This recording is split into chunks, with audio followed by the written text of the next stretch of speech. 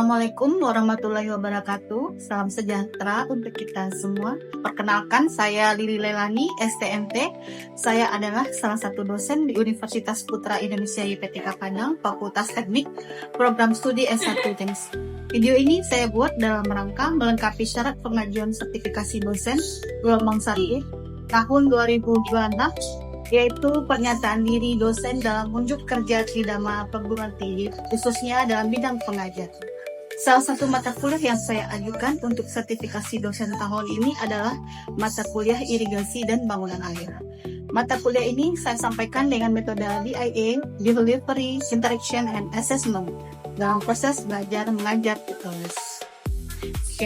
Adapun mata kuliah irigasi dan bangunan air ini, kode mata kuliahnya adalah KBSS 63154 dengan bobot 3 SKS beserta tugas besar yang dilaksanakan pada semester tengah. Untuk capaian pembelajaran mata kuliah ini, yaitu mahasiswa mampu mengaplikasikan pengetahuan matematika, sains, dan ilmu dasar untuk membangun pemahaman ilmu teknik sipil.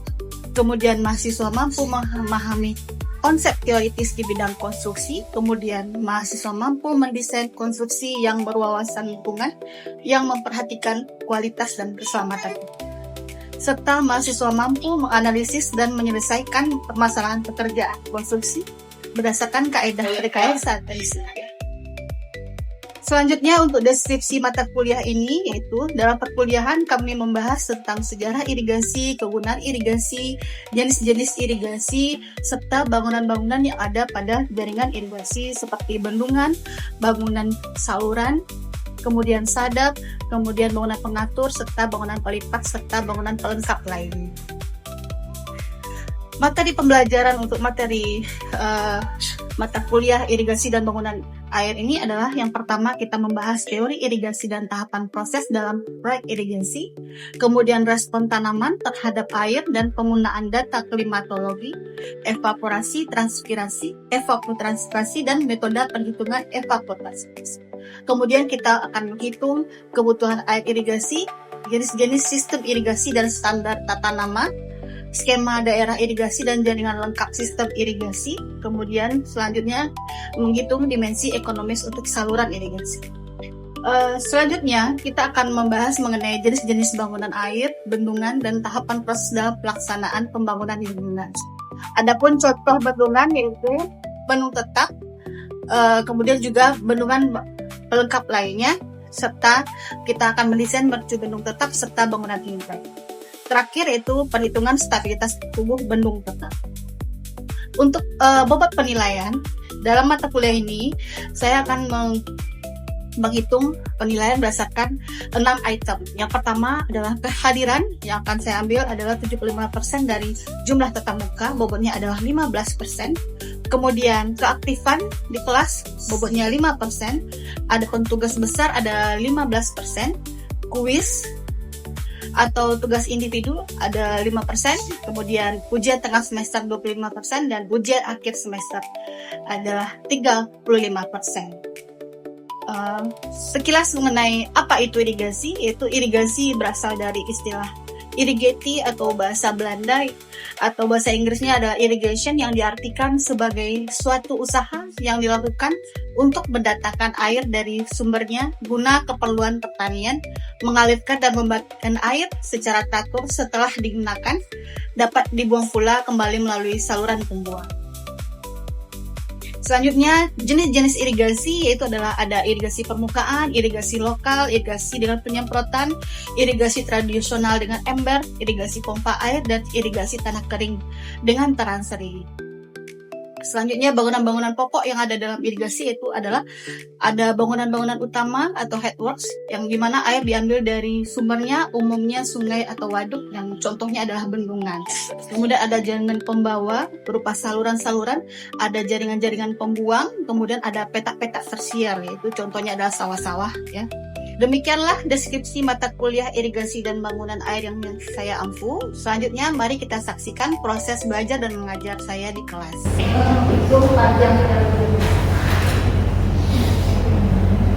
Ini materi yang minggu lalu ya.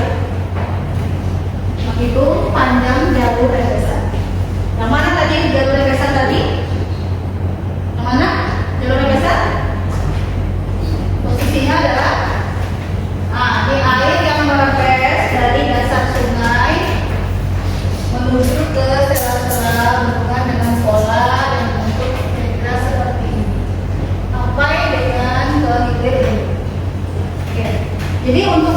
jalur rembesan ini ada dua desain yang kita pakai.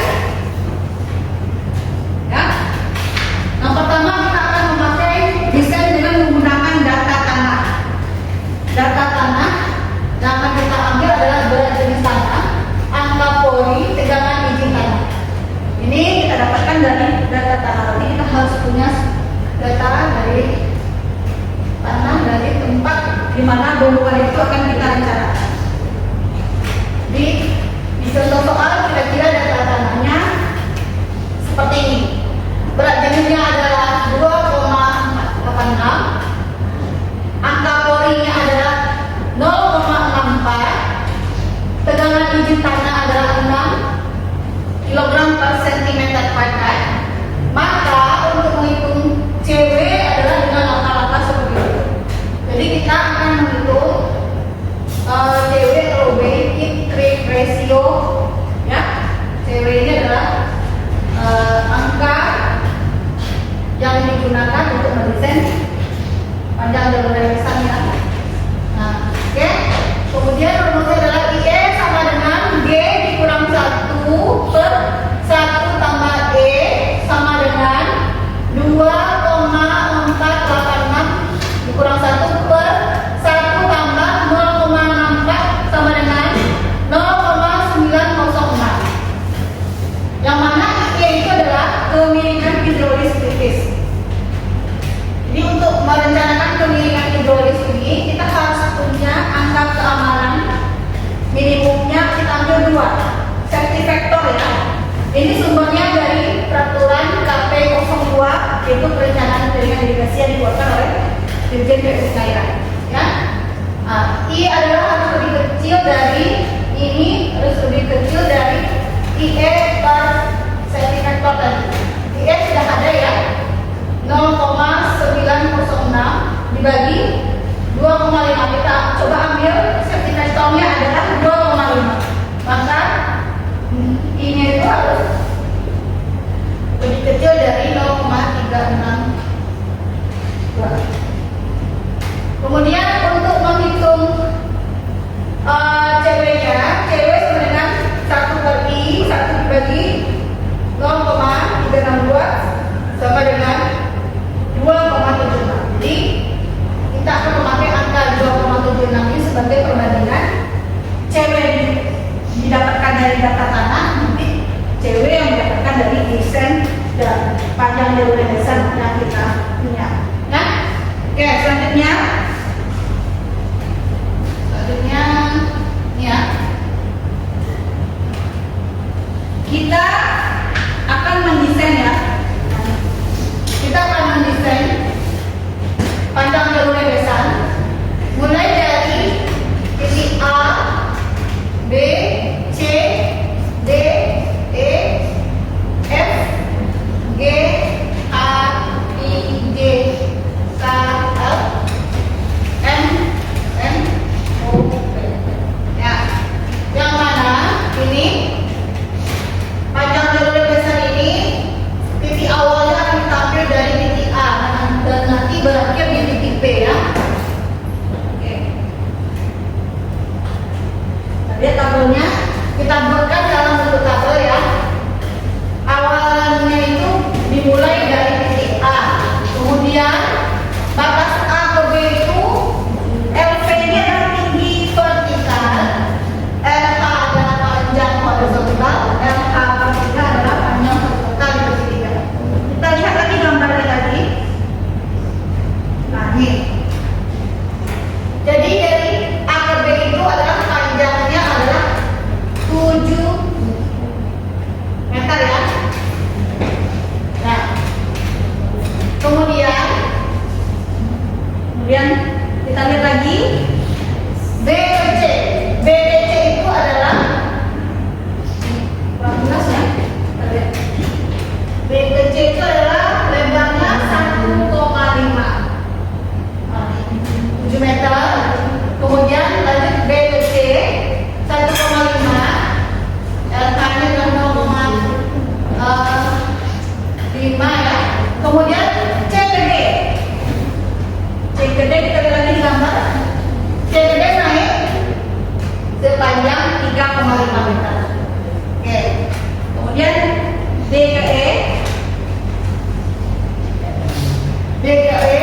2,5 berarti lebar.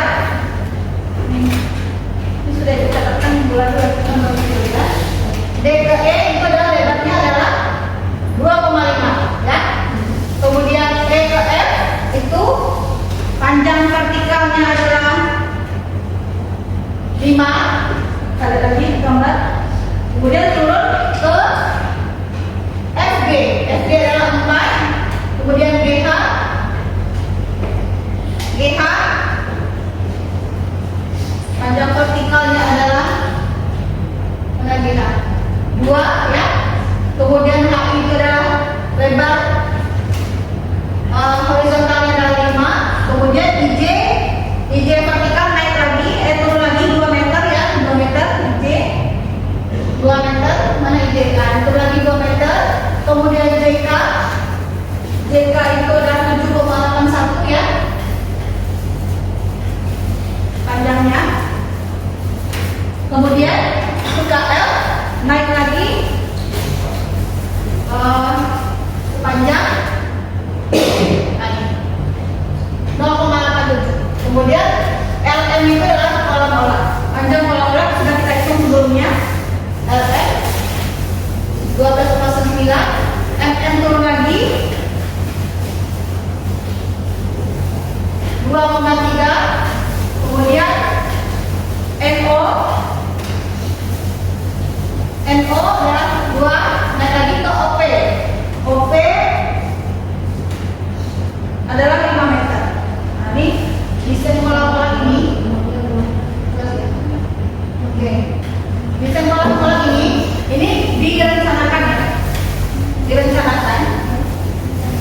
Kalau kita nanti memakai desain dari contoh soal, kira-kira panjang A ke B 7, kemudian B ke C nya 2, nanti nanti perbandingan dari hitungan cewek desain dan cewek tanah tadi harus kita bandingkan. Mana kalau sudah oke perhitungannya, baru bisa kita pakai desain ini. Kemudian kita lihat ya, elevasi mercunya adalah di 19,36. Kemudian tinggi mercunya ada di 3,36. Berarti elevasi yang ada di BC ini adalah di plus 9. Ada yang paham kenapa elevasinya di plus 9? Ada tahu? Lalu sudah diterangkan loh. Jadi karena elevasinya itu ada di 19,36 ya, elevasi tertingginya. Sedangkan kita posisinya itu A ke B itu turun ke dasar ya. Berarti 19,36 dikurang 3,36 dikurang 7, jadi elevasi BC paling dasar adalah di plus 9 ya, di plus 9 karena 19,36 dikurang 10,36. Oke, paham ya? Kemudian CD naik tadi berapa? 3,5. Naik 3,5 meter. Nanti kalau naik 3,5 meter, berarti elevasi DE ada di posisi 12,5 ya. Nah, kemudian EF lagi, EF turun 5 meter. Berarti posisi FB itu adalah di plus 7,5 ya. Kemudian GH itu tadi turun lagi ya. Kita lihat GH berapa turunnya.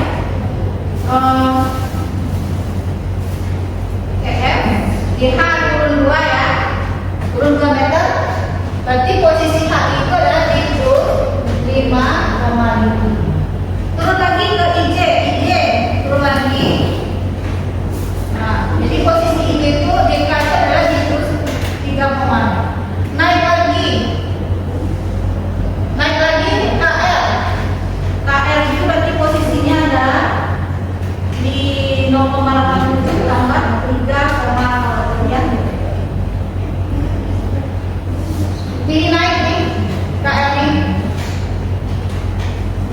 Jadi posisinya adalah 4,37. Ini posisi LB ini adalah di elevasi 4,37. Nah, Ini ya, untuk penentuan elevasi masing-masing titik ini ya, jangan sampai lupa. Kemudian turun lagi ya ke MN ya. Berarti elevasi MO itu adalah di MN berapa tadi turunnya? Yang masih ingat? MN turunnya 2,3. Berarti elevasinya ada di plus 2,0. Demikian video pembelajaran di kelas. Terima kasih atas perhatian Bapak dan Ibu Asesor. Assalamualaikum warahmatullahi wabarakatuh.